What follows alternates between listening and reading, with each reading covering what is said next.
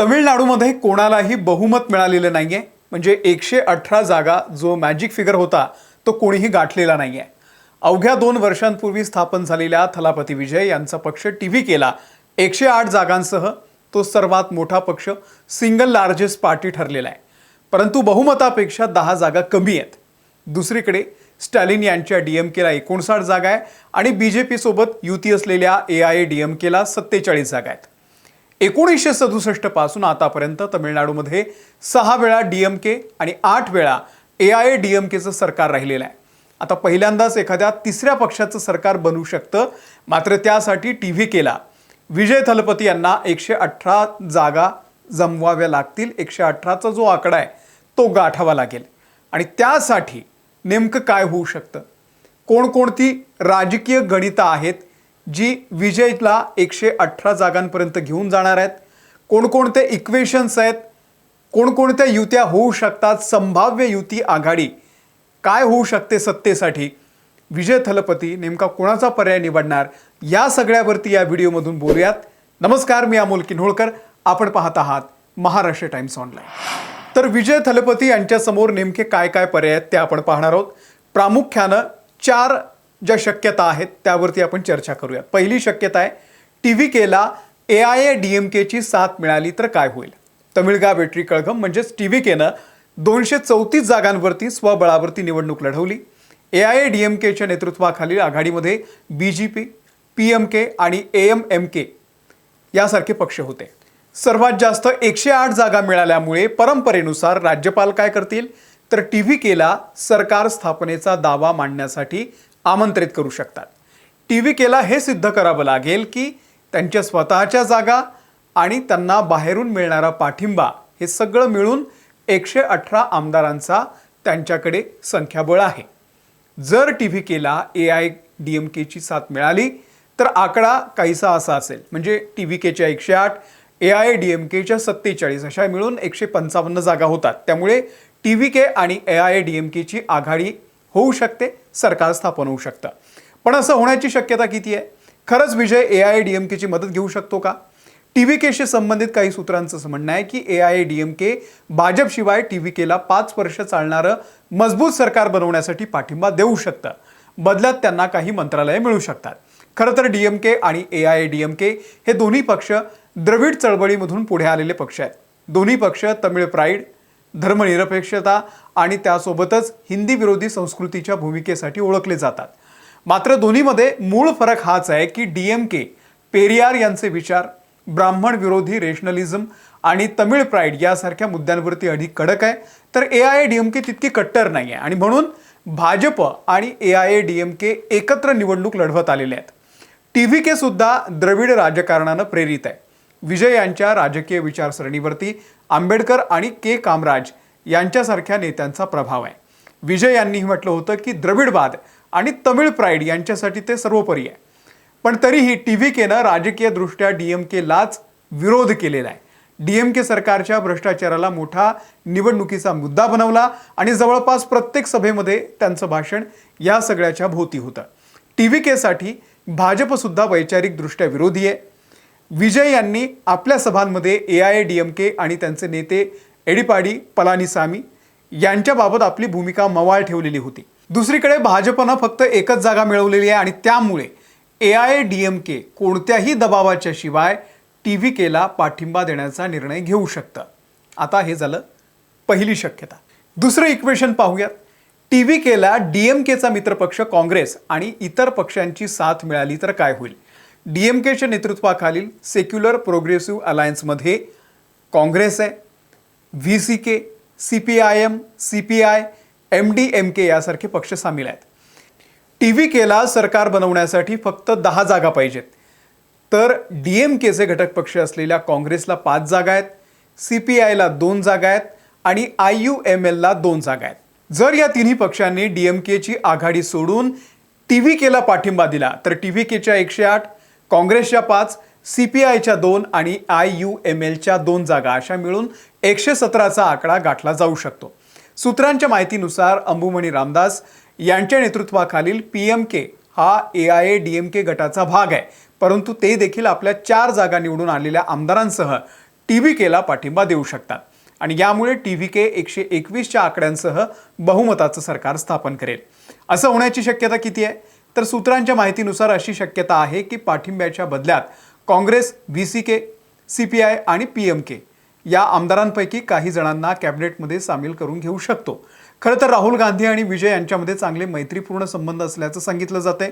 विजय यांचा गाजलेला चित्रपट जननायकन याला सेन्सॉर बोर्डकडून मंजुरी न मिळाल्यानं जानेवारी 2026 मध्ये त्याच्या प्रदर्शनावरती बंदी घातलेली होती. तेव्हा राहुल गांधी यांनी चित्रपटाच्या समर्थनार्थ पुढे ते आलेले होते आणि पंतप्रधान नरेंद्र मोदींवरती निशाणा साधत ते म्हणाले होते की मोदीजी, तुम्ही तमिळ लोकांचा आवाज दाबण्यात कधीही यशस्वी होणार नाही. TVKनं त्यावेळी त्वरित एक निवेदन प्रसिद्ध करून राहुल गांधींचे आभार मानले होते. गेल्या वर्षी सप्टेंबरमध्ये विजय यांच्या करूरमधल्या रॅलीमध्ये झालेल्या चेंगराचेंगरीमध्ये 39 लोक दगावले.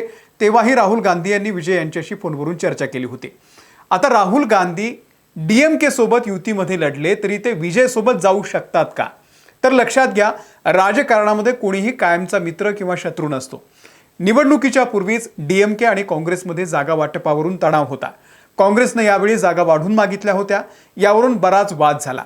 काँग्रेस मंत्रिपदाच्या अटीवरती TVKला पाठिंबा देऊ शकतं, कारण दीर्घकाळ DMK सोबत असूनही काँग्रेस कधीही DMK सरकारचा भाग राहिलेला नाहीये. जानेवारीमध्ये काँग्रेसचे खासदार मणिक्कम टागोर यांनी म्हटलं होतं की आता वेळ आलेली आहे, जागा वाटपाच्या पुढे सत्ता वाटपाची चर्चा झाली पाहिजे. DMKचे नेते पेरियासामी यांनी तात्काळ ते विधान फेटाळून लावलं होतं. ते म्हणाले की कधीही आघाडी सरकार बनलेलं नाहीये, राज्यात DMKचीच सत्ता राहिलेली आहे आणि पक्षाच्या या भूमिकेमध्ये कोणताही बदल होणार नाही. कधीही कोणतंही आघाडी सरकार बनणार नाही. मुख्यमंत्री स्टॅलिन या भूमिकेवरती ठाम आहेत. आता काँग्रेसच्या व्यतिरिक्त CPI आणि IUML हे देखील DMKच्या सरकारमध्ये कधीच भागीदार राहिलेले नाही आहेत. त्यांचे आमदारही DMK पासून वेगळे होऊन विजय यांची साथ देऊ शकतात. तर हे झालं दुसरं इक्वेशन. आता तिसरं इक्वेशन अशक्य वाटणार आहे. TVKला DMKनं पाठिंबा दिला तर काय होईल?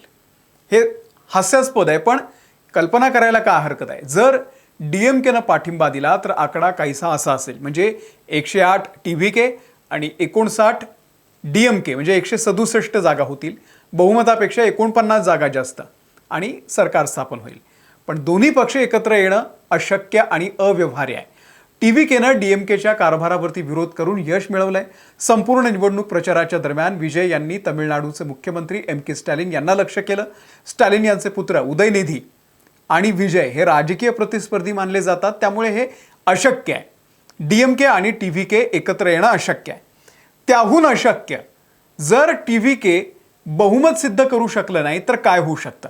बघा, राजकारणात काही होऊ शकतं. हे महाराष्ट्रानं बरेचदा बघितलेलं आहे. AIADMK आणि DMK एकत्र आले तर आकडा 127 जागांचा होईल. त्यामुळे पहिल्यांदाच तमिळनाडूमध्ये 2 विरोधी पक्षांचं आघाडी सरकार बनू शकतं. असं करणं वैचारिक आणि राजकीयदृष्ट्या जवळजवळ असंभव आहे. पण गंमत अशी आहे की यापूर्वी 2 वेळा असं घडलेलं आहे.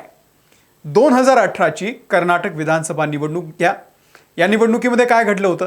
15 मे 2018 रोजी कर्नाटक विधानसभा निवडणुकीचे निकाल लागले. 224 जागांच्या विधानसभेमध्ये बहुमतासाठी 113 जागांची गरज होती. भाजप 104 जागांसह सर्वात मोठा पक्ष ठरला. पण काँग्रेसला 78 जागा मिळाल्या आणि JDSला 37 जागा मिळाल्या.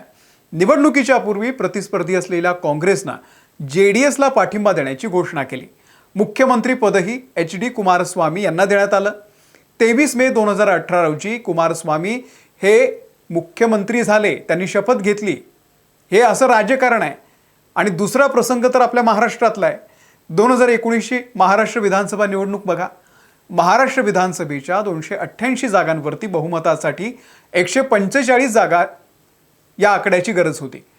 24 ऑक्टोबर रोजी लागलेल्या निकालामध्ये भाजपनं 105 आणि शिवसेनेनं 56 जागा जिंकल्या. म्हणजेच 161 जागा. सरकार बनवण्यात कोणतीही अडचण नव्हती. पण मुख्यमंत्रीपद आणि सत्ता वाटपामध्ये फडणवीस आणि उद्धव ठाकरे यांच्यामध्ये वाद झाला. शिवसेना 2.5 वर्ष मुख्यमंत्री करण्याच्या फॉर्म्युल्याची मागणी करत होती, पण भाजपनं ती फेटाळून लावली. शिवसेनेनं आपला जुना प्रतिस्पर्धी असलेल्या काँग्रेस आणि NCP सोबत महाविकास आघाडी स्थापन केली. इकडे राष्ट्रपती राजवट लागू झाल्यानंतर 23 नोव्हेंबर रोजी एनसीपी मधील अजित पवार गटाच्या आमदारांच्या पाठिंब्यानं भाजपच्या देवेंद्र फडणवीस यांनी मुख्यमंत्री पदाची शपथ घेतली होती. पहाटेचा शपथविधी तुम्हाला आठवत असेल. फक्त 70 तासाचं ते सरकार होतं. 70 तासच फक्त ते मुख्यमंत्री आणि उपमुख्यमंत्री राहिले. नंतर ते सरकार कोसळलं. 28 नोव्हेंबर रोजी शिवसेनेचे पक्षप्रमुख उद्धव ठाकरे यांनी महाविकास आघाडी सरकारचे मुख्यमंत्री म्हणून शपथ घेतली आणि जून 2022 पर्यंत ते मुख्यमंत्री राहिले. मात्र एकनाथ शिंदे गटाच्या सुमारे 40 आमदारांच्या बंडामुळे ते सरकार देखील कोसळलं. आपल्या महाराष्ट्रानं सत्तेची काय काय गणितं बघितलेली आहे, सर्वसामान्य लोकांना ती अजूनही कळलेली नाही आहेत. तर हे असं सगळं राजकारण आहे. या 4 महत्त्वाच्या शक्यता तमिळनाडूतल्या सध्याच्या परिस्थिती संदर्भात तुम्हाला नेमकं काय वाटतं, काय होऊ शकतं? विजय थलपती नेमकं कोणाची साथ घेऊ शकतात किंवा कोणाची साथ त्यांनी घ्यावी राजकारणामध्ये पुढचं सरकार चालवताना? तुमचं नेमकं काय गणित आहे? जरा खाली कमेंट करून सांगा. या व्हिडिओमध्ये इथेच थांबतोय. ताज्या बातम्यांच्या अपडेटसाठी पाहत रहा महाराष्ट्र टाइम्स ऑनलाईन.